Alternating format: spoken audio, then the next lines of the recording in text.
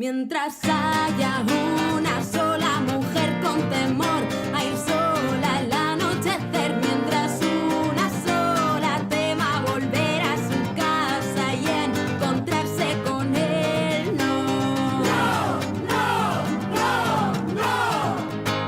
No me hables de libertad.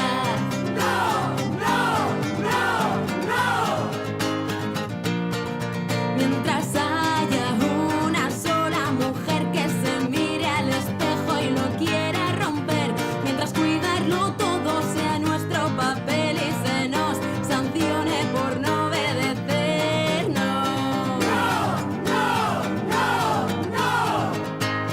no te inventes la igualdad.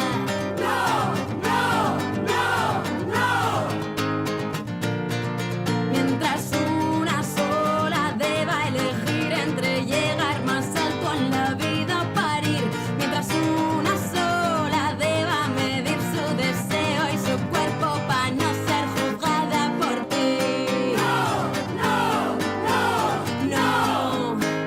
No lo llames natural.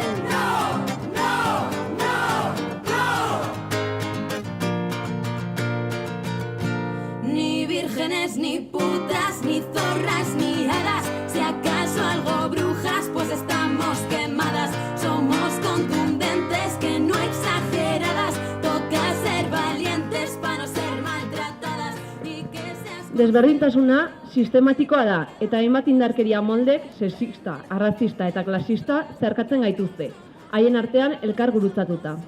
Ez dago hilketa, sexu, eraso edo jazarpenik gabeko egunik. Bitartean, gure arreta ahaztu eta dirua xahutu leloa desbideratzea saiatzen dira. Eta horretarako, emakumezkoen irudiak baliatze dituzte sexu objektu gisara. Estereotipo sexistak sistematikoki barreiatuz. Y mientras en las escuelas sigue imperando un modelo educativo patriarcal y androcéntrico que ignora los aportes históricos de las mujeres, prima materias y contenidos que responden a lógicas del mercado y perpetúan los roles de género al no cuestionarlos.